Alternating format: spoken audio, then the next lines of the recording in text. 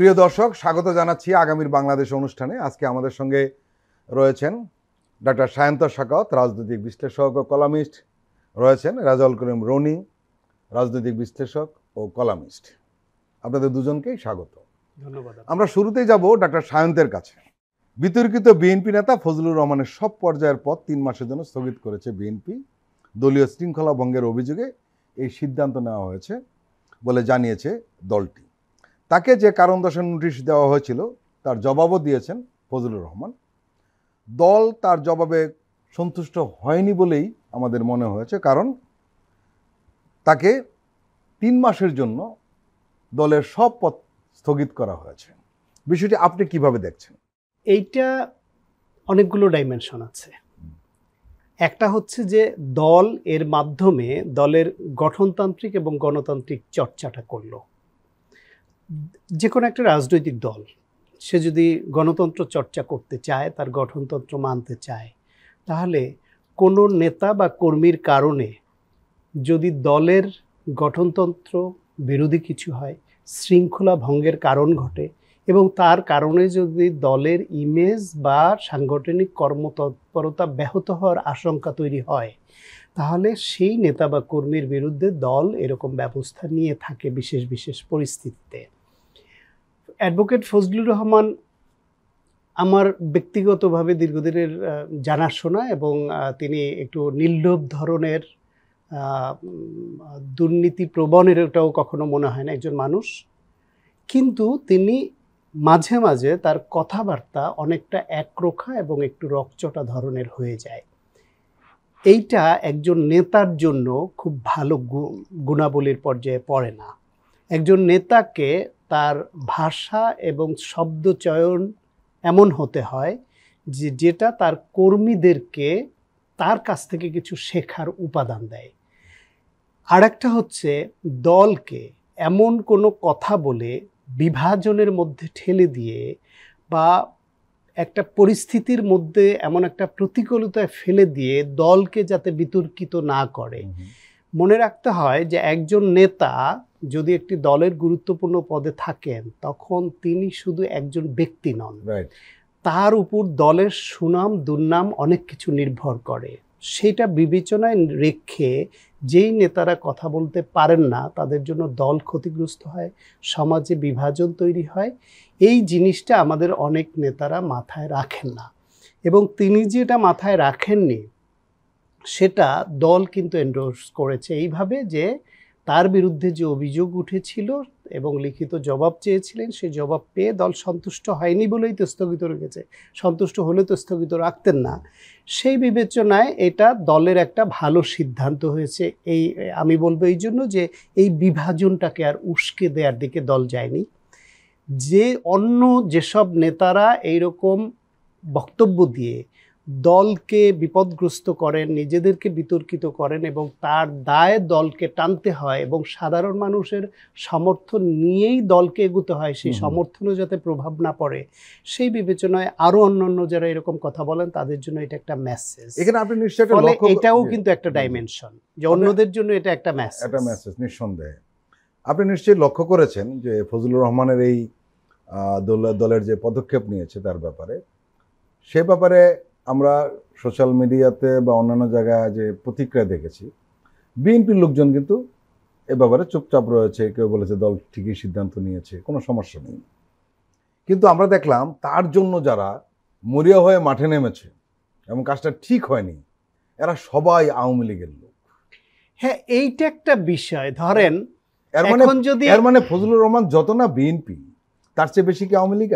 এটার দুইটা ঘটনাও হতে পারে। এইটাও আসলে বাংলাদেশের রাজনীতি বোঝা বড় কঠিন। এক হতে পারে যে ফজলুর রহমান এমন কিছু কথা বলেছেন সেটা বিতর্কিত হয়েছে এবং বিশেষ করে জুলাই গণঅভ্যুত্থানের সম্মুখ সারির যে ছাত্ররা তাদেরকে ক্ষুব্ধ করেছে, আরও কিছু রাজনৈতিক দলকে ক্ষুব্ধ করেছে। এই অবস্থায় তাদের অভিযোগ উঠেছে, সেই ক্ষেত্রে দল তার বিরুদ্ধে ব্যবস্থা নিয়েছে। এইখানে যদি একটা গোষ্ঠী যারা এটাকে স্বাধীনতার পক্ষের শক্তি হিসেবে তাকে প্রতীয়মান দেখিয়ে তার পক্ষে আহারে উহুরে করতে পারে, তাহলে বিএনপির মধ্যে যারা মুক্তিযুদ্ধের পক্ষের চেতনাকে সাংঘাতিকভাবে ধারণ করেন, বেসিক্যালি বিএনপি তো মুক্তিযোদ্ধার প্রতিষ্ঠিত দল, ফলে এই দলের ব্যাপক সংখ্যক মানুষের মুক্তিযুদ্ধের প্রতি একটা সহানুভূতি, অনুভূতি, চেতনা এটা কিন্তু আছে। এটা আওয়ামী লীগের মতো এরকম ফেক চেতনা না, এটা আওয়ামী লীগের মতো এরকম চেতনার বাণিজ্য না, কিন্তু বিএনপির মধ্যে মুক্তিযুদ্ধের প্রতি অনেক মানুষের, ব্যাপক সংখ্যক মানুষের চেতনা আছে। এবং তারেক রহমান এখন অ্যাক্টিং চেয়ারম্যান, দলের প্রধান চালিকা শক্তি, তিনি একজন মুক্তিযোদ্ধার সন্তান। সুতরাং এই ক্ষেত্রে যদি দলের মধ্যে সাধারণ সমর্থক যারা, তাদের মধ্যে এইটারে আহারে উহারে করে তাকে যদি তাদের পন্থী বানিয়ে এই দলের মধ্যে আবার বিভাজন তৈরি করা যায়, সেই উদ্দেশ্য কেউ আহারে উহারে করছেন কিনা এটা আমরা জানি না।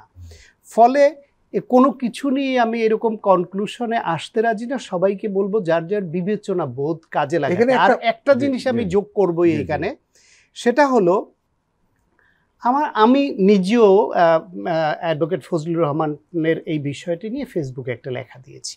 কেন দিয়েছি? ফজলুর রহমান যে অনাকাঙ্ক্ষিত উচ্চারণ করেছেন, শব্দ চয়ন, তার বক্তব্য, তার বডি ল্যাঙ্গুয়েজ কোনোটাই গ্রহণযোগ্য ছিল না, সেটা আমি নিজে মানি। এবং দল যে সিদ্ধান্ত নিয়েছে সেটাই আমি বলেছি যে উনি এতটাই অনাকাঙ্ক্ষিত বক্তব্য দিয়েছেন, দল ওনাকে, ওনার মতো একজন সিনিয়র নেতাকে শোকজ করতে বাধ্য হয়েছে, পরে ওনার বিরুদ্ধে ব্যবস্থা নিতে বাধ্য হয়েছে। কিন্তু তার রিয়াকশনে, তার বাসার সামনে যে বিশৃঙ্খলতা তৈরি হলো, এইটা যারা করেছেন তারাও ঠিক করেননি আমার বিবেচনায়। আমার চাওয়াটা, নিশ্চয়ই আপনার চাওয়া, আমাদের সবার চাওয়া, যে এইরকম পরিস্থিতি হলে যে দলের সদস্য তিনি, সেই দলের যদি তার বিরুদ্ধে কোনো ব্যবস্থা না নেয় সে পর্যন্ত তাদেরকে সময় দেওয়া দরকার। যদি কোনো আইন বিরোধী কিছু করে থাকেন তাহলে আইনানুগ ব্যবস্থা তার বিরুদ্ধে নেওয়া যেতে পারে, কিংবা উনি না হয়ে অন্য কেউ যদি আরও অপরাধও করে, তাহলে এইরকম মব তৈরি করলে হয় কি, এর মধ্যে কিছু দুষ্ট লোক থাকে অনেক সময়, সেই দুষ্ট লোকরা এটাকে উস্কে দিয়ে অন্য খাতে নিয়ে যায় এবং এমন একটা সিচুয়েশনের তৈরি করে, সেটা আবার সাংঘাতিক একটা জাতীয় বিপর্যয় তৈরি থেকে নিয়ে যায়। এই যে গণপিটুনিগুলি হয়, গণপিটুনিতে কেউ কেউ কিন্তু অতটা অমানবিক না, তারা চোর বলে বা সন্দেহভাজন বলে ধরে, কিন্তু ওর মধ্যে অমানবিক উচ্ছৃঙ্খল কিছু ঢুকে গিয়ে এমন পরিস্থিতিতে নিয়ে যায়, একটা গণপিটুনিতে হত্যার ঘটনা ঘটে যায়, একটা বাড়িতে আক্রমণ, বাসায় আক্রমণ, একটা সোসাইটিতে আক্রমণ, এগুলো কিন্তু অনাকাঙ্ক্ষিতভাবে ঘটে যায়। ফলে এইগুলো যারা আমরা করছি তাদেরকেও আইনের প্রতি শ্রদ্ধা রেখে এদের বিরুদ্ধে যে বিধি ব্যবস্থা নেবে সেটাও যাতে গণতান্ত্রিক পদ্ধতিতে নিতে পারে, সেই সুযোগটুকু দেওয়া দরকার। রেজাউল করিম রনি, ফজলুর রহমান যে জবাব দিয়েছেন কারণ দর্শানো নোটিশের, সেটি সন্তোষজনক হয়নি বলেই মূলত তার ব্যাপারে দলে পদক্ষেপ নিয়েছে। আপনি নিশ্চয়ই তার জবাবটি পড়েছেন, কারণ তার জবাবটি সমস্ত পত্রিকায় একদম টোটালটাই প্রকাশিত হয়েছে। সেখানেও কিন্তু তিনি পুরনো কথাই বলেছেন যে জামাত শিবিরকে তিনি কালো শক্তি হিসেবে চিহ্নিত করেছেন এবং এনসিপিকে তাদের সহযোগী হিসেবে চিহ্নিত করেছেন। এর মানে হলো 24শে জুলাই গণঅভ্যুত্থানকে উনি আবার তার জবাবেও কিন্তু বিতর্কিত করার চেষ্টা করেছেন। এই কারণে বারবার প্রশ্ন এসছে, যে প্রশ্নটা আমি সায়ন্ত স্বাগতকে করেছিলাম, যে উনি আসলে কার লোক। আপনি ঐতিহাসিকভাবে যদি দেখেন, বাংলাদেশের রাজনীতি কি এই ঘটনা প্রথম ঘটল ফজলুর রহমানের ক্ষেত্রে? না। মুসলিম লীগের লোকজন যারা বুঝতে পারতেছে না যে নতুন বাংলাদেশ কায়েম হওয়ার মধ্য দিয়ে, ওই সময় আর কি আওয়ামী লীগ দল গঠন হওয়া এবং জাতীয় মুক্তি সংগ্রামের চাহিদা তৈরি হওয়ার মধ্য দিয়ে মুসলিম লীগের রাজনীতি অকার্যকর হয়ে গেছে, এটা তারা বুঝতে পারতেছে না। তখন যারা বাংলাদেশপন্থী রাজনীতি করতো, মাওলানা ভাসানীর নেতৃত্বে, মুসলিম লীগাররা তাদেরকে নিয়ে হাসাহাসি করতো, তুচ্ছতাচ্ছিল্য করতো, নানাভাবে অগ্রহণযোগ্য মনে করতো, বাচ্চা মনে করতো তাদের রাজনৈতিক বুদ্ধি হয় নাই, এইভাবে দেখতো। আমাদের বুঝতে হবে ফজলুর রহমান সাহেব উনি 60-এর দশকের রাজনীতি করা মানুষ। উনার কাছে বাংলাদেশ রাজনীতি এগুলোর যে ধারণা, যে কনসেপশনের মধ্যে দিয়ে উনি বড় হয়েছে, এরপরে 24-এর পরে যে নতুন পাটাতন পরিবর্তন হয়েছে, সেই পাটাতন পরিবর্তন উনি নিজেও একজন ফাইটার। আবু সাইদ মারা যাওয়ার পরে উনি বলেছেন 21 শতাব্দীর অন্যতম শ্রেষ্ঠ বীর শ্রেষ্ঠ হলেন আবু সাইদ, এটাও কিন্তু উনি বলেছেন। কিন্তু অভ্যুত্থানের মুভমেন্টে বলা আর ওনার যে 60-এর দশকীয় রাজনৈতিক চিন্তা, এর মধ্যে গণ অভ্যুত্থান হয়ে গেছে, মানে সেকেন্ড রিপাবলিক শুরু হয়ে গেছে। ফলে এই পুরা যে রাজনৈতিক প্যারাডাইম শিফট যেটাকে বলি আমরা, পাটাতন পরিবর্তন যেটা বলি, এটা যে হয়ে গেছে, সেইটা তো ওনার মাইন্ডসেটের পরিবর্তনটা ঘটাইতে পারেনি। ফলে ওনার কাছে এই নতুন প্রজন্ম অনেক সমস্যা আছে, সবাই পছন্দ করে মেনে নেয় তাও না, কিন্তু আমি বলতেছি দৃষ্টিভঙ্গির ক্ষেত্রে মুসলিম লীগের সাথে আওয়ামী লীগের যে দ্বন্দ্ব, এখন ওই পুরানা 60-এর দশকের রাজনৈতিক কাঠামোর মধ্যে যারা থাইকা চিন্তা করে তাদের সাথে এই যে নতুন প্রজন্মের যারা ইতিহাস সৃষ্টি করলো, একটা নতুন ইতিহাসের একটা ডাইমেনশন তৈরি করলো, তাদের সাথে মূল্যবোধ, আচার আচরণ, অভিব্যক্তির একটা পার্থক্য থাকবে। এইবার সেই অভিব্যক্তির পার্থক্যটা আপনি রিজলভ করবেন কিভাবে, যে আলোচনা এখানে আসলো, সেই রিজলভ করার পদ্ধতিটা হলো 5 তারিখের পরে এখানে 100% বিরোধিতার রাজনীতি করার সুযোগ নেই। কারণ 100% বিরোধিতার রাজনীতির জন্য যে জিনিসটা দরকার ছিল, একটা বাংলাদেশ বিরোধী একটা আওয়ামী ফ্যাসিস্ট শক্তি ছিল, সেটা আপনি সম্মিলিতভাবে, আপনি এই যে যাদের কথা বলতেছেন, আপনারা যার বিরুদ্ধে আপনারা পরস্পর মুখোমুখি অবস্থা গ্রহণ করছেন, তারা সম্মিলিতভাবে সেই শক্তিকে বিতাড়িত করেছেন। ফলে এখন আপনার 100% বিরোধিতার রাজনীতির পরিবেশটা নাই। ফলে এখন আপনি যদি মনে করেন যে জামাতি ইসলাম একটা হোলসেল কালো শক্তি, এনসিপি একটা হোলসেল জামাতের পলিটিক্স করতেছে, এই জায়গার থেকে এই লেন্সটা হলো 60-এর দশকের যে আওয়ামী লেন্স, ওইটা দেখা, এটা হলো একটা দিক। ফলে এইটা হলো নতুন যে রাজনৈতিক ডাইমেনশন তৈরি হয়েছে, নতুন যে রিয়েলিটি, এই যে আমরা একটা ট্রান্সফরমেটিভ রিয়েলিটির মধ্যে আছি, যে পরিবর্তিত পরিস্থিতির মধ্যে আছে, এই রিয়েলিটিটাকে অবজার্ভ করা, বোঝা, হৃদয়ঙ্গম করা, অনুধাবন করা, এবং এই অনুযায়ী এই যে 100% বিরোধিতার বাইরে গিয়ে সম্পূরক রাজনীতি করা, সেটা নতুন পুরানা সবার জন্য একটা নতুন চ্যালেঞ্জ আকারে হাজির হয়েছে। এটা আমাদের কালচারের মধ্যে নেই। ফলে ফজলুর রহমান সাহেবের ব্যাপারে যে রিয়েকশনটা হচ্ছে, এটা আমি বলবো না যে খুবই অনভিপ্রেত নতুন। এটা রাজনৈতিকভাবে যখন একটা কি বলবো জেনারেশনাল ফাইট এরকমই হয়, বাপ ছেলের সাথে হয় না অনেক সময়, বাপ ছেলে মনে করে বাপ তো কিছুই বুঝতেছে না, পুরানা আমলের কথাবার্তা সব বলতেছে, হ্যাঁ, কিন্তু বাপের এই পুরানা আমলের কথাবার্তার মধ্যেও কিছু এসেন্স আছে।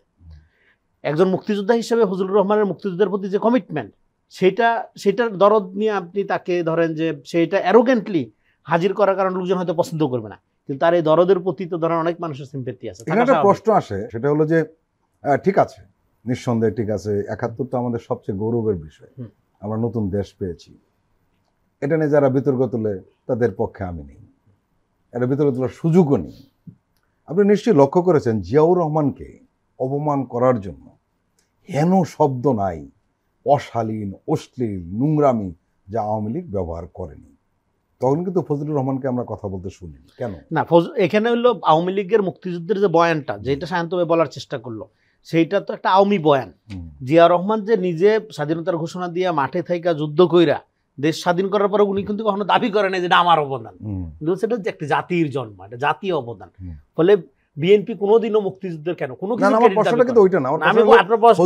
কেন ওই সময় নীরব ছিলেন, এই যে ক্রেডিটের রাজনীতিটা করে না, তার মানে হলো মুক্তিযুদ্ধের এখানে যে বয়ানটা, সেইটা আওয়ামী বয়ান, সেই আওয়ামী বয়ানের ধারক বাহক হিসেবে অনেকে বিএনপির মধ্যেও আসছে।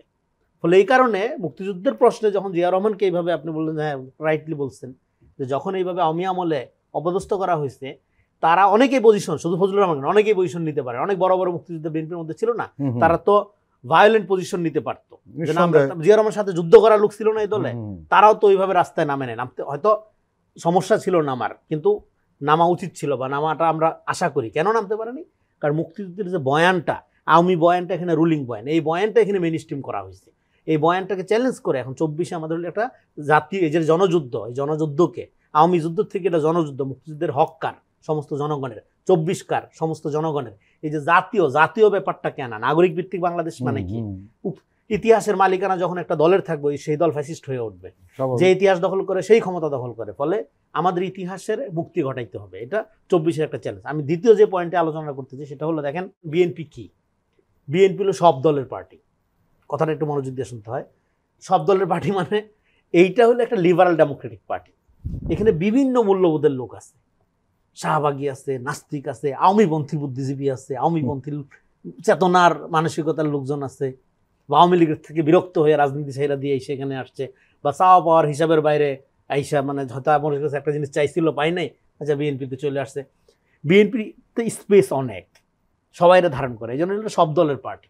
এবং সব দলের পার্টির পক্ষেই একটা নাগরিক ভিত্তিক রাজনীতি কেন আমরা বিএনপির কাছে সবচেয়ে বেশি আশা করি, কারণ এখানে স্পেস বেশি, এটা সমালোচনা সহ্য করে এইটা, এবং বিএনপিকে রাজনীতি করতে হয় অনেক টাফ কন্ডিশনের মধ্যে, সেটা একটু পরে বলি। ফলে এই যে সব দলের পার্টি, ফলে এখানে ফজলুর রহমান সাহেবের মতো লোক থাকবে, মাওলানা থাকবে, হ্যাঁ মধ্যপন্থী থাকবে, কিন্তু এর বাইরে একটা ডেমোক্রেটিক মূল্যবোধ, এই যে বৈচিত্র্যের মধ্যে ঐক্যের যে ধারাটা, বাংলাদেশ সবার আগে, এই জায়গাটাকে আপহোল্ড করে দলটা পরিচালিত হবে, এটাই তো আমরা চাই।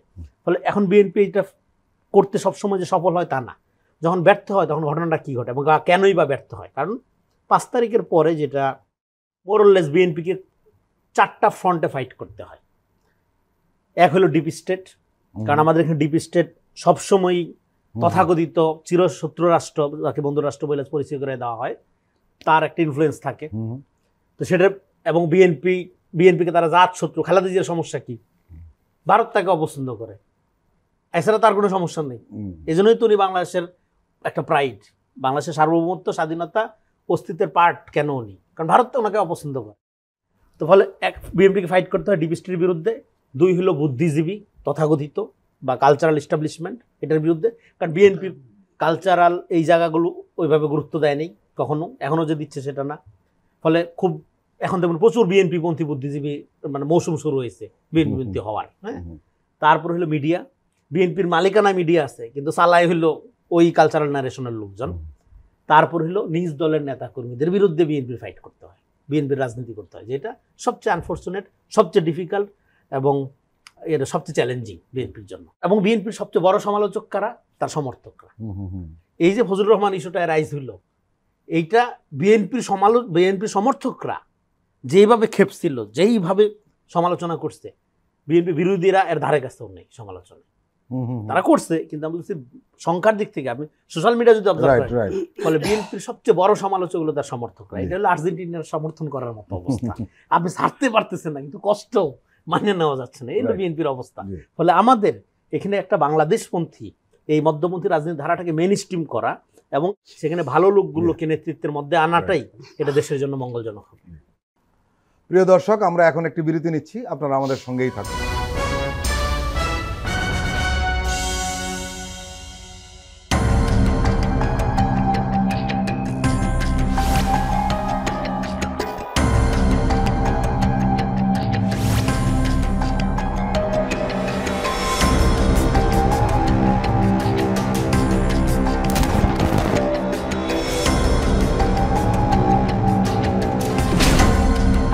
ফ্যাসিবাদের দিনলিপি, গবেষণা ও উপস্থাপনা সাইদ খান, প্রযোজনা আফরোজা সুলতানা ও মামুন মাহমুদ।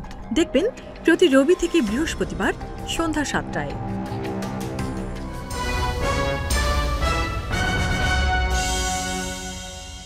প্রিয় দর্শক, আবারও স্বাগত আগামীর বাংলাদেশ অনুষ্ঠানে। আজকে আমাদের সঙ্গে আলোচনায় রয়েছেন রাজনৈতিক বিশ্লেষক ও কলামিস্ট ডক্টর সায়ন্ত সাখাওয়াত, রয়েছেন আরেকজন রাজনৈতিক বিশ্লেষক ও কলামিস্ট রেজাউল করিম রনি। ডক্টর সায়ন্ত সাখাওয়াত, একটি অভিযোগ এখন খুব জোরালোভাবে রাজনৈতিক মাঠে উঠেছে যে বিএনপির কিছু কিছু নেতার বক্তব্য শুনে মনে হয় তারা আওয়ামী লীগের হয়ে কথা বলছেন। তাদের বক্তব্য মনে হয় শেখ হাসিনার পতন ও তার পালিয়ে যাওয়াটা তারা মন থেকে মেনে নিতে পারছে না। এই কারণে হয়তো বিএনপির কেউ কেউ বলেন আগেই ভালো ছিলাম, কেউ বলেন 32 নম্বর নিয়ে কথা বলেন, মায়া কান্না করেন। তাদের টার্গেট এখন ওই সব তরুণ যারা শেখ হাসিনার পতনের সামনে থেকে নেতৃত্ব দিয়েছে।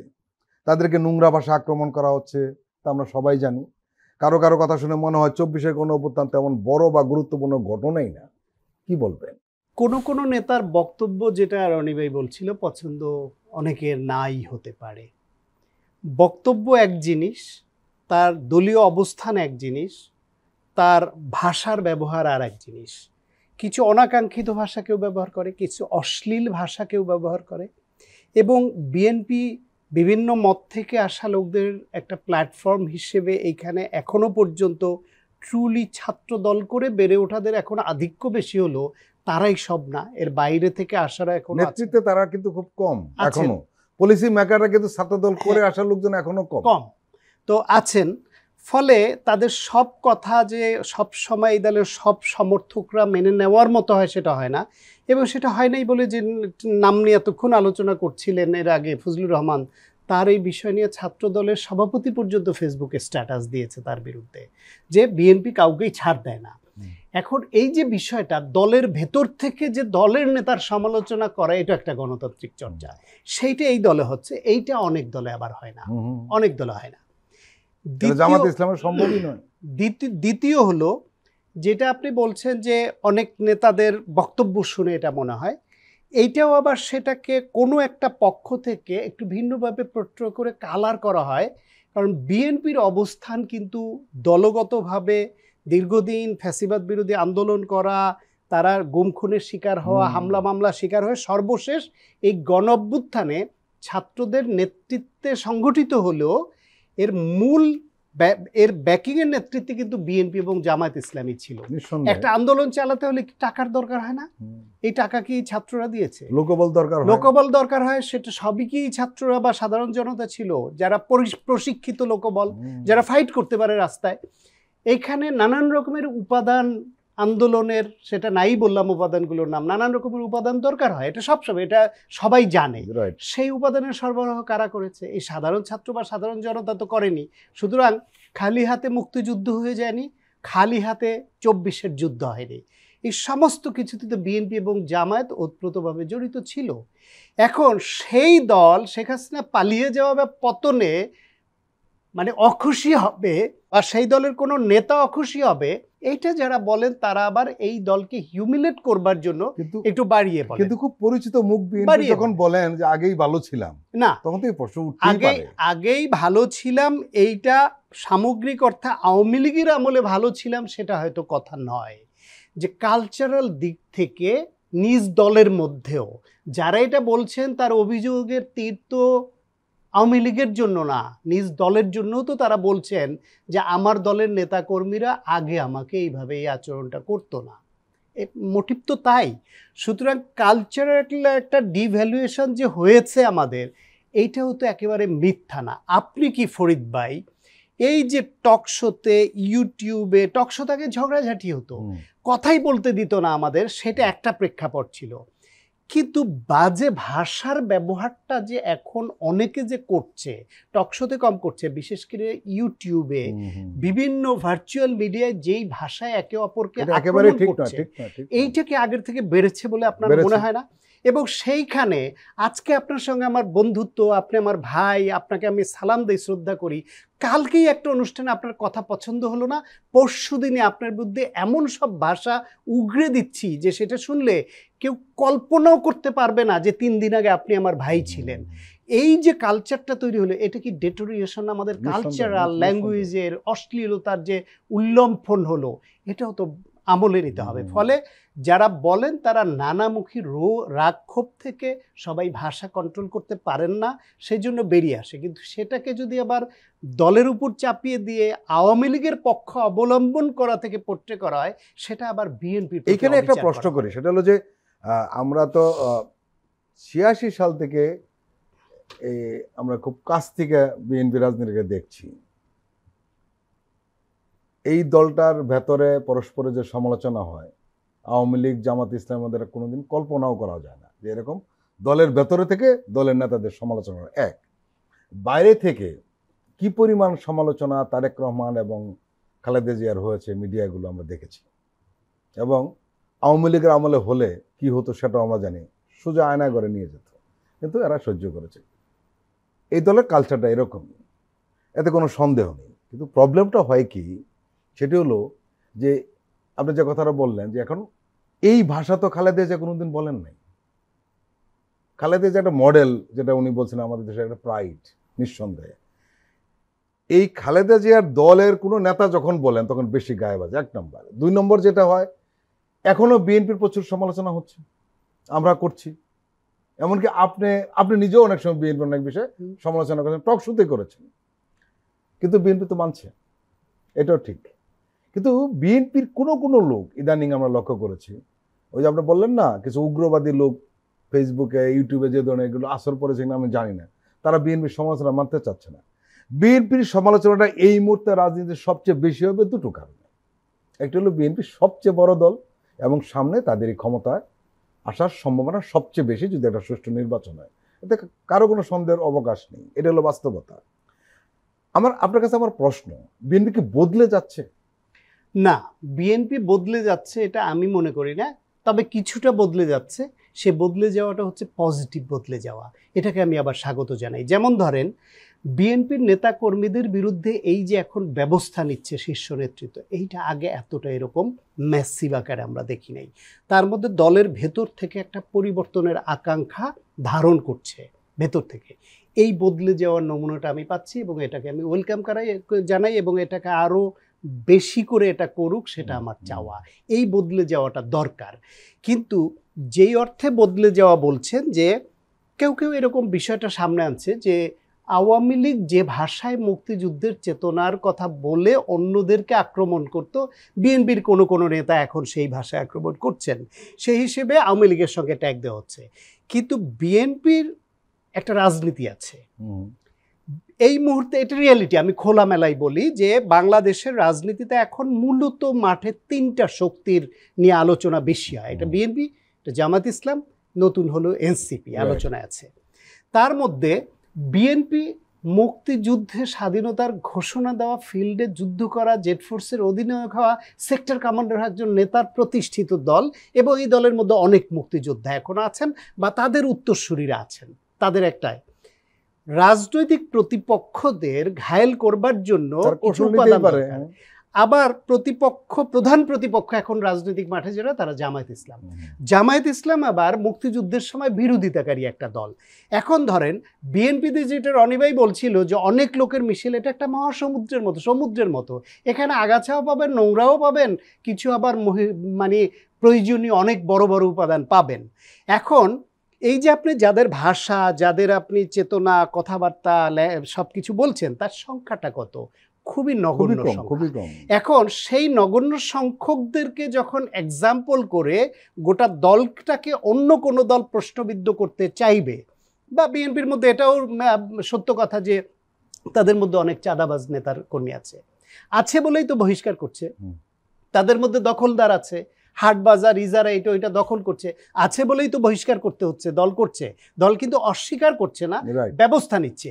এখন দল যে ব্যবস্থা নিচ্ছে সেটাকে অ্যাপ্রিসিয়েট না করে একতরফাভাবে আবার রাজনৈতিক সুবিধা নেওয়ার জন্য অন্য কোনো দল যখন বিএনপিকে এটা নিয়ে আক্রমণ করতে থাকবে, তখন ওই দলকে আক্রমণের কিছু লক্ষ্যবস্তু তৈরি হবে না বিএনপির? লাগবে তো উপাদান। এবং তাদের ক্ষমা না চাওয়া, তাদের এখনো তাদের কোনো নেতার ঔদ্ধত্যমূলক বক্তব্য, জামাতের মধ্যে সব নেতা দিচ্ছে না, কিন্তু কোনো নেতা তো এখনও মুক্তিযুদ্ধ নিয়ে মানুষের যে আকাঙ্ক্ষা সেই জায়গায় না থেকে তারা তো একটু ঔদ্ধত্যমূলক ডিনায়ালের কালচারের মধ্যে আছে। ফলে এই আক্রমণ এবং পাল্টা আক্রমণের মধ্যে বিএনপির বিরুদ্ধে জামায়াত ইসলাম বা এনসিবির কারো যেই কিছু বিষয় নিয়ে আক্রমণ, আবার বিএনপি পাল্টাক্রমণ হিসেবে এই দলগুলোর মধ্যে যেই উপাদানগুলোকে তারা বড় করে দেখবে সেটাকে আক্রমণের জায়গায় আনবে না। এখন সেই আক্রমণটা যার একটু অ্যাগ্রেসিভলি হচ্ছে, সেইটাকে কেউ আওয়ামী লীগের সঙ্গে মিলিয়ে ফেলছে। বেসিক্যালি এইটা আমাদের দেশের যে রাজনৈতিক কালচার, যে প্রতিদ্বন্দ্বী অপরাপর দলের মধ্যে যেই মানে একে অপরকে ঘায়েল করবার কৌশল, সেই কৌশলের অংশ এইটাকে অত বড় করে দেখে গোটা দলকে দোষী করাটা এটা ঠিক হবে না। আপনার মূল কথাটা হলো যে প্রতিদ্বন্দ্বী রাজনৈতিক দলকে ঘায়েল করার জন্য রাজনৈতিক দলের কৌশল থাকবেই তো থাকবে, কিন্তু সেটা যেন এমন পর্যায়ে না যায় যে শত্রুতার পর্যায়ে পরিণত হয়। কারণ গণঅভ্যুত্থানের পক্ষের শক্তির মধ্যে, যেটা রনিভাই বলছিল, শতভাগ বিরোধিতার সুযোগ নাই। যেহেতু এরা সবাই গণঅভ্যুত্থানের পক্ষের শক্তি, সবাই যেহেতু ইন্ডিয়ার আধিপত্যবাদ থেকে বেরিয়ে আসতে চাওয়া শক্তি, সবাই বাংলাদেশপন্থী হতে চাওয়া শক্তি, সুতরাং এদের মধ্যে রাজনৈতিক প্রতিযোগিতা থাকবে, প্রতিদ্বন্দ্বিতা থাকবে, একে অপরের বিরুদ্ধে রাজনৈতিক কৌশল, কখনো কিছু অপকৌশলের প্রয়োগও অনাকাঙ্ক্ষিতভাবে হয়, সেটাকেও আমরা একভাবে একটু না দেখার ভান করি, কিন্তু শত্রুতায় যেন পরিণত না হয় এবং এই শত্রুতার সুযোগ নিয়ে অপশক্তিরা যেন ঢুকে যেতে না পারে। রেজাউল করিম রনি, আমরা জানি যে 24 জুলাই গণ অভ্যুত্থানে বাংলাদেশে শুধু ফ্যাসিস্ট হাসিনারই পতন ঘটেনি, ভারতের আধিপত্যবাদেরও পতন ঘটেছে। আমরা এটাও জানি বাংলাদেশের এই তরুণরা ভারতের আধিপত্যবাদের ব্যাপারে স্পষ্ট ধারণা রাখে। তারা এই আধিপত্যবাদকে কোনোভাবেই মেনে নিতে রাজি নন।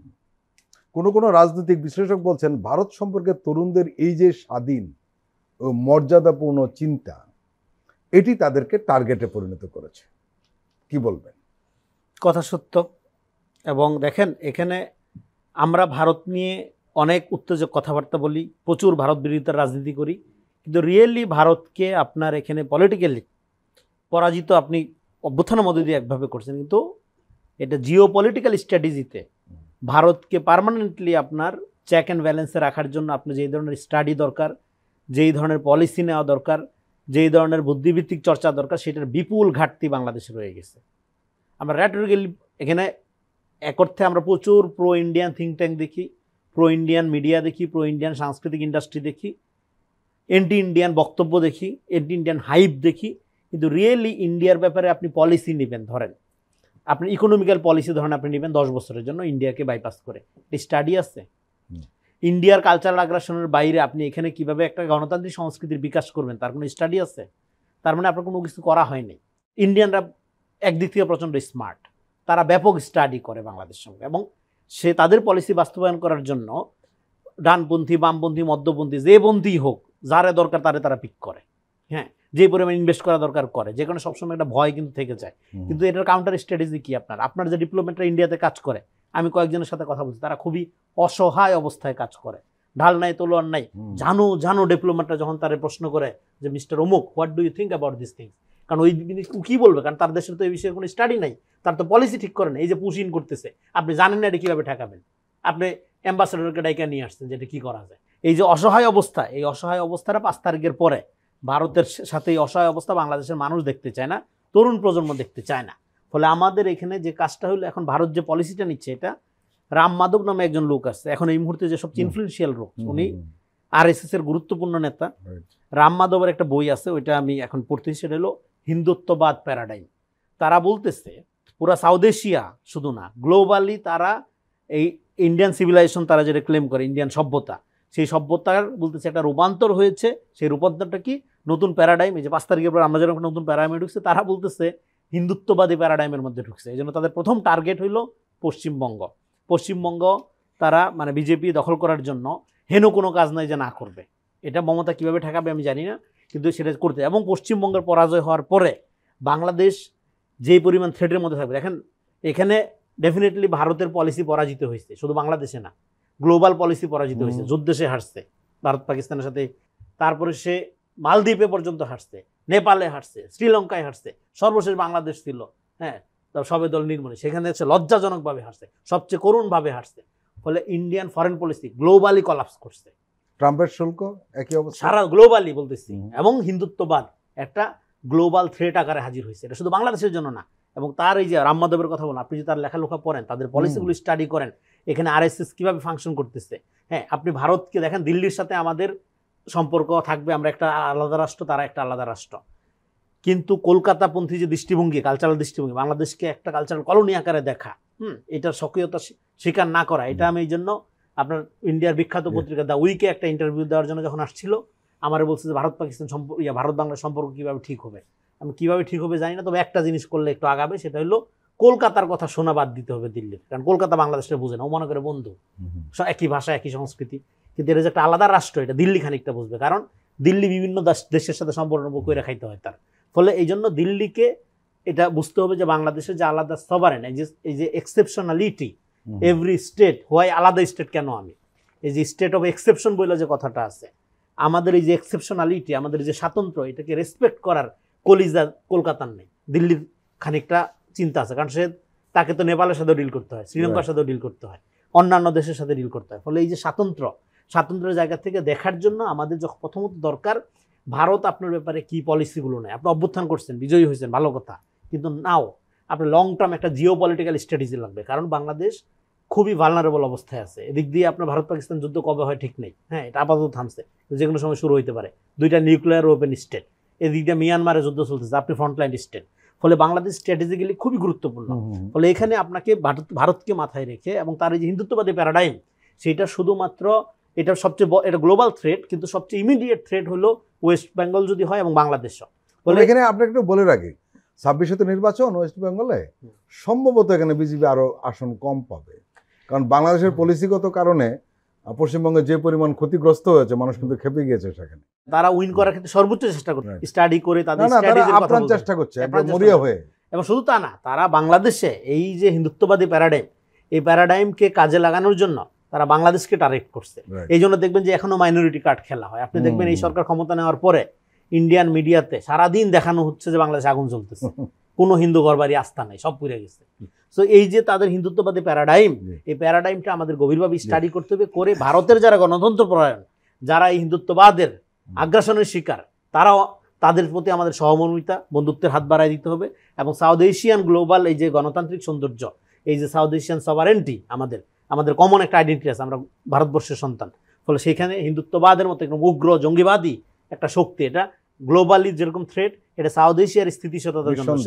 এবং এটার কারণে আপনি মনে করেন, দেখেন আজকে ভারত যদি আশা করে যে তার ব্যাপারে পার্শ্ববর্তী কোনো দেশ ইনক্লুডিং বাংলাদেশ কোনো সন্ত্রাসবাদী কর্মকাণ্ডকে প্রশ্রয় দিবে না, সেক্ষেত্রে ভারতকে একটা গুরুত্বপূর্ণ সিদ্ধান্তে আসতে হবে, বাংলাদেশের সন্ত্রাসী সংগঠন যার কার্যক্রম নিষিদ্ধ, সেই সংগঠনের গুরুত্বপূর্ণ নেতাকর্মীদের সে যে আশ্রয় দিয়ে রাখছে, ফলে এটা তো বাংলাদেশের জন্য একটা এক্সিস্টেন্সিয়াল থ্রেট আকারে হাজির হয়েছে।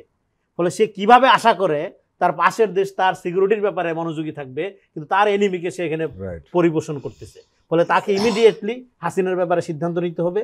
এবং বাংলাদেশের সাথে ডেফিনেটলি আমরা একটা কার্যকর সম্পর্ক চাই ইন্ডিয়ার সাথে। আমরা প্রতিবেশী হিসাবে আমরা শত্রুতা আজীবন জিয়ায় রাখতে রাজি না, কিন্তু আমরা আলাদা রাষ্ট্র, ভারতকে আমরা পরীক্ষিত শত্রু রাষ্ট্র হিসাবে দেখে বাণিজ্য বাড়াবো, সম্পর্ক বাড়াবো, ব্যবসা বাড়াবো, সব বাড়াবো। আমাদের হিসাব যতটুকু বাকি আছে 54 বছরের বাইরে তারটা এগ্রেসিভলি আদায় করার চেষ্টা করবো। এবং এই জন্য হিন্দুত্ববাদী প্যারাডাইমের বাইরে আমরা স্ট্র্যাটেজি ঠিক করতে হবে। এই জন্য নতুন প্রজন্মকে যেটা দরকার, শুধু ভারত বিরোধী রেটরিক্স দিয়ে উস্কায়া দিয়ে লাভ নেই। এর বাইরে রিয়েলি আমাদের ভারতের ব্যাপারে লং টার্ম স্ট্র্যাটেজি নিতে হবে, যে স্ট্র্যাটেজি জিওপলিটিক্যালি বাংলাদেশকে স্ট্রং করবে। প্রিয় দর্শক, আমরা আবার একটি বিরতি নিচ্ছি, আপনারা আমাদের সঙ্গেই থাকুন।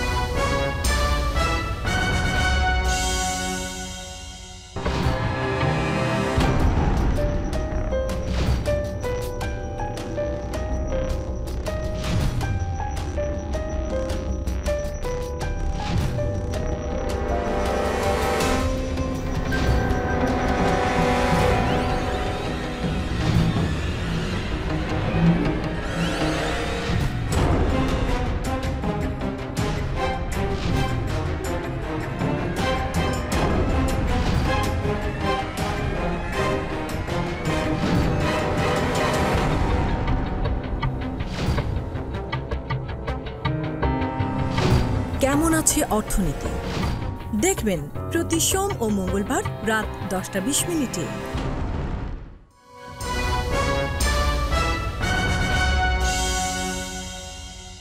প্রিয় দর্শক, আবারও স্বাগত আগামীর বাংলাদেশ অনুষ্ঠানে। আজকে আমাদের সঙ্গে আলোচনায় রয়েছেন রাজনৈতিক বিশ্লেষক ও কলামিস্ট রেজাউল করিম রনি, রয়েছেন আরেকজন রাজনৈতিক বিশ্লেষক ও columnist doctor Sayanta Sakhawat. Doctor Sayanta, আপনি জানেন জুলাই সনদ নিয়ে একটা জটিলতা তৈরি হয়েছে, এবং এই জুলাই সনদের কি হবে, এর আইনি ভিত্তি কি হবে, বাস্তবায়ন কি হবে, এই নিয়ে মূলত মূল সংকটটা। এবং এই সংকট থেকে রাজনৈতিক দলগুলো বেরোতে পারছে না আপাতত, এবং অলরেডি জাতীয় ঐক্যমত্য কমিশন বলে দিয়েছে যে এখান থেকে বেরোতে আমাদের আর একটু বেশি সময় লাগবে। এর মধ্যে সোমবার রাতে বিএনপির স্থায়ী কমিটির বৈঠক হয়েছে, যে এই বৈঠকে সভাপতিত্ব করেছেন তারেক রহমান। উনি ভার্চুয়ালি যুক্ত হয়ে সেই স্থায়ী কমিটিতে অংশ নিয়েছেন।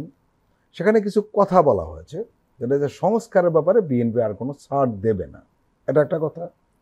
আরেকটা হলো যে তারা পিআর নিয়ে রাজনৈতিক দলগুলোর সঙ্গে ঝগড়ায় বা দ্বন্দ্বে জড়াবে না। প্রশ্ন যেটা হলো যে পিআরের বিষয়টা আমরা এই টকশোতে আলাপ করেছি অনেকবার, যে পিআরের বিষয়টা নিম্নকক্ষে পিআরের ব্যাপারে যত জোরালো দেওয়া হয়, আসলে এদের মূল দাবিটা হলো যাতে উচ্চকক্ষে পিআরটা থাকে। সেই বিষয়ে বিএনপি রাজি হয়নি, তারা উচ্চকক্ষে পিআর রাখতে চায় না। তারা বলছে এরকম রেল উচ্চকক্ষের দরকারই নেই, এরকম বক্তব্য দিয়েছে। আমার আপনার কাছে জানতে চাওয়া সেটি হলো, এই যে রাজনৈতিক দলগুলো যার যার অবস্থানে একটা অনড় অবস্থান বিরাজ করছে, নিয়েছে তারা এই অবস্থানটা, তাহলে জুলাই সনদের কি হবে? এবং এটা সমাধান না হলে কিন্তু নির্বাচনে এক ধরনের প্রভাব ফেলবে, যে যাই বলুক না কেন। এবং এই জুলাই সনদকে কেন্দ্র করে শুধু অচল অবস্থা তৈরি হয়নি, মানুষের মধ্যে আশঙ্কা তৈরি হয়েছে ফেব্রুয়ারিতে নির্বাচনটি হবে কিনা। এই বিষয়ে যাওয়ার আগে আমি খুব ছোট্ট করে রনি ভাইয়ের আগের যে বক্তব্য ইন্ডিয়া নিয়ে বললো এটি একটু বলি। সেটা হলো, শাসক গোষ্ঠী শাসন ক্ষমতায় থাকবার জন্য, সেটা হিন্দুত্ববাদী হোক আর বাংলাদেশে হাসিনার ফ্যাসিবাদী হোক, এই বাদী গোষ্ঠীরা তাদের জনগণকেও কিন্তু একটা দেশের জনগণকে আর একটা দেশের শত্রু বানিয়ে ফেলে। অথচ খুব গুরুত্বপূর্ণ উপাদান হচ্ছে রাষ্ট্রের সঙ্গে রাষ্ট্রের সম্পর্ক এবং রাষ্ট্রের জনগণের সঙ্গে জনগণের সম্পর্ক। রাষ্ট্রের সঙ্গে রাষ্ট্রের সম্পর্ক টিকে থাকে জনগণের সঙ্গে জনগণের সম্পর্কের মাধ্যমে। শেখ হাসিনা দীর্ঘদিন বাংলাদেশে ফ্যাসিবাদী কায়দার রাষ্ট্র ক্ষমতায় থেকে এবং ইন্ডিয়া শেখ হাসিনাকে রেখেছে বলে বাংলাদেশে যেভাবে ইন্ডিয়া বিরোধিতা চাঙ্গা হয়েছে সেটা কিন্তু অভাবনীয়। এটা না করলে ইন্ডিয়ারই লাভ ছিল। আবার ইন্ডিয়া যদি বাংলাদেশ বিরোধিতা করে বা মুসলিম বিরোধিতা করে তাহলে ইন্ডিয়ার যে ব্যাপক মুসলিম জনগোষ্ঠী তাদের মধ্যেও যে পরিস্থিতি তৈরি হবে এবং বাংলাদেশের জনগণের সঙ্গে সম্পর্কটাকে তারা ব্যাহত করছে বারবার, এটা কোনো দেশের জন্য ভালো না। ফলে বাংলাদেশেও ভবিষ্যতে রাষ্ট্র ক্ষমতায় রাষ্ট্র পরিচালনা যারা থাকবেন বা ইন্ডিয়া যারা আছেন প্রত্যেকের সম্পর্কের দীর্ঘস্থায়িত্বের জন্য জনগণের সঙ্গে জনগণের সম্পর্ক কি করে টেকসই হয় সেই দিকটায় ভাবা দরকার এবং সেই দিকে যে বুদ্ধিজীবী লেখক চিন্তক এদের আরও বেশি গবেষণা দরকার, লেখালেখি দরকার। এবার আসি আপনার যে প্রশ্ন ছিল, বিএনপি পুরো ঐকমত্য কমিশনের সময়টাতেই তারা তাদের বক্তব্য তুলে ধরেছে এবং প্রথম থেকে অনেকগুলো বিষয়ে বিএনপি ভিন্নমত থাকলেও তারা অনেকখানি ছাড় দিয়ে দিয়ে প্রায় 84টা বিষয়ে একমত হয়েছে মোটামুটি সব দল। এখন বেসিক যে কয়টা জায়গা নিয়ে আছে, একটা হলো যে 9টা জায়গা সম্ভবত উচ্চকক্ষে পিআরের প্রশ্নটা, দুইটা দল জামায়াত এবং ইসলামী আন্দোলন নিম্নকক্ষ পিআর চাচ্ছে সেই বিষয়টা, আর একটা হচ্ছে যে জুলাই সনদটাকে আইনি ভিত্তিক কী প্রক্রিয়ায় দেওয়া হবে না হবে সেটা। এরকম মোটা দাগে কিছু বিষয় রয়ে গেছে। ঐকমত্য কমিশন যেহেতু 1 মাস তাদের আলোচনার সময় বাড়িয়েছে, তার আরও বোধহয় 3 সপ্তাহ বাকি আছে। এই সময়ের মধ্যে এটা তাদের কারিশমার উপর ডিপেন্ড করবে কতটা তারা ক্যাপাবল বিএনপি এবং অন্য দলদের সঙ্গে আলোচনায় এনে তাদেরকে মোটামুটি আরেকটু এক জায়গায় আনতে পারা। সেইখানে যদি তারা যৌক্তিকভাবে এগোতে পারে এবং অন্য দলগুলো যৌক্তিকভাবে সমঝোতার সুরে কথা বলে তাহলে বিএনপি রিথিঙ্কিং করতেও পারে। এটা আমার ব্যক্তিগত ধারণা। বিএনপি এরকম কট্টরপন্থী দল না, কিন্তু বিএনপিকে আবার নরম পেয়েছি মনে করে আবার কারো কারো যে কথার অ্যাগ্রেসিভ সুর আসছে সেইখানে বিএনপির দলগত এই কঠোর অবস্থানটা নেওয়া প্রয়োজন, এইটা কেউ কেউ উপলব্ধি করেছেন। সেই চিন্তা থেকে বিএনপি এরকম একটা অবস্থান নিয়েছে। কিন্তু এই অবস্থান নেওয়ার অর্থ এই নয় যে সমঝোতার সুরে যদি কথা হয় তাহলে কোনো ছাড়ই পাবে না। উচ্চকক্ষের পিআর নিয়ে যেই দলগুলো চাচ্ছে তাদেরকে নতুন কোনো ফর্মুলা আবিষ্কার করতে হবে। যে কারণে বাংলাদেশে নিম্নকক্ষ মানা হচ্ছে না যে তাহলে দেশ ধ্বংসের দিকে যাবে, সরকারের স্থায়িত্ব টিকবে না, ঠিক একই কারণে উচ্চকক্ষের যে পিআর সেটা বিএনপি চাচ্ছে না। সেই ক্ষেত্রে যদি এই দলগুলো আশ্বস্ত করতে পারে যে উচ্চকক্ষের সব আইন প্রণয়নে বা সব বিষয়ে ভেটো দেওয়ার ক্ষমতা থাকবে না, শুধু এই বিষয়ে থাকবে, তাতে সরকারের স্থায়িত্বে সমস্যা হবে না, সরকারের গুরুত্বপূর্ণ আইন প্রণয়নও বড় বাধা হবে না, তারা মূলত কাজ করবে ওই নিম্নকক্ষকে গাইড করার ব্যাপারে, আর কিছু কিছু বিশেষ বিষয়ে উচ্চকক্ষের ভেটো থাকলে পাশ করতে পারবে না। এইরকম কোনো ফর্মুলায় যদি আনা যায় প্রস্তাবনাটা তাহলে বিএনপি রিথিঙ্কিং করতেও পারে। বিএনপির মূল ভয়টা যেই জায়গায়, আপনাকে তো একটা সরকার পরিচালনায় যারা আসবে তারা একটা আতঙ্ক নিয়ে ওই ঘরে ঢুকবে, সে আতঙ্কটা দূর করতে হবে না? ছোট দলগুলোর জন্য বা অন্য দলগুলোর জন্য, মাঝারি দলগুলোর জন্য যেরকম আস্থার পরিবেশ লাগবে, সরকার পরিচালনায় আসার বা জন্য বিএনপি প্রস্তুত মনে করে জনগণের রায়ে, তো তাদের ওই বড় বড় শঙ্কার জায়গাগুলো দূর করো তো এদের দায়িত্ব না, সেটাও করতে হবে। রেজাউল করিম, আমরা লক্ষ্য করলাম যে প্রধান উপদেষ্টা যখন ডাকেন তখনই রাজনৈতিক দলগুলো এক জায়গায় বসেন। এই যে রাজনৈতিক একটা সংকট, একটা জটিলতা তৈরি হয়েছে, ফ্যাসিস্ট বিরোধী রাজনৈতিক শক্তিগুলো তারা এক জায়গায় কখনো বসছেন না। সেই তো পুরনো সিস্টেমে চলে আসলো যে পরস্পরের মুখ দেখবেন না, একসাথে বসবেন না, কথা বলবেন না। তারা এই কাজটা তো করতে পারতেন। দেখেন, আমি বাংলাদেশে মানে গভীর কোনো রাজনৈতিক সংকট দেখি না। কেন দেখি না? কারণ হইল আপনার আওয়ামী লীগের পরে কি রাজনীতিটা, মানে আপনার কোন ধরনের রাজনীতি আমরা চাই না, এটা আমরা সবাই জানি। কিন্তু এখানে একটা তো প্রশ্ন আছে মোটা দাগে, যে গভীর সংকট আপনি দেখেন না, ঠিক আছে, কিন্তু এই যে রাজনৈতিক দলগুলোর পরস্পরের বিরুদ্ধে বা তারা একসাথে বসছে না, এই ফাঁকে কিন্তু ফেসিস্টটা ঢুকে পড়ছে। হ্যাঁ, রাইট। ফলে এই যে আপনার গভীর সংকট দেখছি না, কারণ আপনি কি চাই না এটা আমরা জানি, কারণ আমরা হাসিনার মডেল চাই না। এখন আপনি রাজনৈতিক বিরোধিতার নামে যদি নিজের আওয়ামী রূপান্তর ঘটাইতে থাকেন, যে দলই ঘটাবে, তার ব্যাপারে জনগণ প্রস্তুত আছে, জনগণ রায় দিয়ে দিবে। ফলে এখন আপনার আওয়ামী লীগের সুযোগ তৈরি করে দিলে ক্ষতি সবার হবে, এটা সবাই জানে। বাংলাদেশে কোথাও কোনো ঐক্য নাই ধরেন, কিন্তু দুইটা জায়গায় ঐক্য আছে, এক হলো আওয়ামী লীগের প্রশ্নে, আরেকটা হলো ভারত প্রশ্নে, সব দলগুলোর মধ্যেই আছে। তো ফলে আপনার এই জন্য আমি গভীর সংকট দেখি না আপাতত। এখন যেটা দরকার আমাদের, আপনি যেটা বললেন, আমাদের আর্ট অফ নেগোসিয়েশন অর্জন করতে হবে, যেটা শান্ত ভাই আলোচনা করলো। আপনি মনে করেন বিএনপি বড় দল, তো বিএনপির কতগুলো বিষয়ে তো তারা তো আস্থা পাইতে হবে, তারও তো কনফিডেন্ট হইতে হবে যে সে আইলে আমি এইভাবে দেশ চালাইতে পারবো। আবার ছোট দল, আপনারও তো মনে করতে হবে তাহলে আমার জন্য রাজনৈতিক স্পেসটা এখানে কোথায় থাকছে সেটা দেখতে হবে। ফলে এই যে আর্ট অফ নেগোসিয়েশন, এইটা করার জন্য যেটা করতে হবে, তাহলে তো একটা প্রিন্সিপাল লাগবে আপনার। এখন দলগুলো যেটা মনে করে প্রিন্সিপাল ওর দলের স্বার্থটা আগে, নো, প্রিন্সিপাল হইলো বাংলাদেশের স্বার্থ। রাইট, এই জায়গায় আসলে তো সংকটই থাকে না। রাইট, তাহলে আমি এই জন্য বলতেছি আর্ট অফ নেগোসিয়েশন আপনি কিসের বেসিসে করবেন, এটার বেসিস তো লাগবে আপনার, নাহলে তো আর্ট অফ নেগোসিয়েশন হবে না। বিএনপি বলবে আমার কথা শুনলে এটাই হক, জামাত বলবে আমার কথা মানলে এটাই সঠিক সত্য হচ্ছে, এনসিপি বলবে আমার কথা না মানলে তুই অভ্যুত্থানেরই শত্রু, তো হলো না, নেগোসিয়েশন হবে না। তাহলে প্রিন্সিপালে আপনার আসতে হবে, প্রিন্সিপাল হলো বাংলাদেশ, বাংলাদেশের স্বার্থ। তাহলে ন্যাশনাল ইন্টারেস্টকে কেন্দ্র করে ন্যাশনাল ইন্টারেস্টের ব্যাপারে আপনি বোঝাবেন যে এই কারণে এটা ন্যাশনাল ইন্টারেস্ট, এইবার এই ইন্টারেস্টের ক্ষেত্রে আমার প্রস্তাবনা হলো এইটা, বা জামাতের এইটা, এনসিপির এইটা, দেন যেটা বেটার সেটা জয়ী হবে, জয়যুক্ত হবে, এবং বাকিদের দলীয় স্বার্থ এতে রক্ষা না হইলেও, তারা ক্ষতিগ্রস্ত হইলেও মাইনে নিতে হবে, দেশের সাথে। এটা হলো প্রিন্সিপাল। আগে তো দেশ মানুষ, তারপর না দল, এই সব স্বার্থ। কয়দিন বাঁচবো আমরা, কয়দিন এই দল রাজত্ব করবে, সেটাই। সো এই প্রিন্সিপালের ভিত্তিতে যদি আপনি রাজনীতিটা করতে পারেন, এই জন্য আমি বলছি গভীর সংকট দেখি না। জি, রেজাউল করিম রনি এবং ডক্টর সায়ন্ত শাকাওয়াত, আপনাদের দুজনকেই আন্তরিক ধন্যবাদ। ধন্যবাদ। প্রিয় দর্শক, আজকের অনুষ্ঠান আমরা এখানে শেষ করছি। আপনারা ভালো থাকবেন, সুস্থ থাকবেন। আল্লাহ হাফেজ।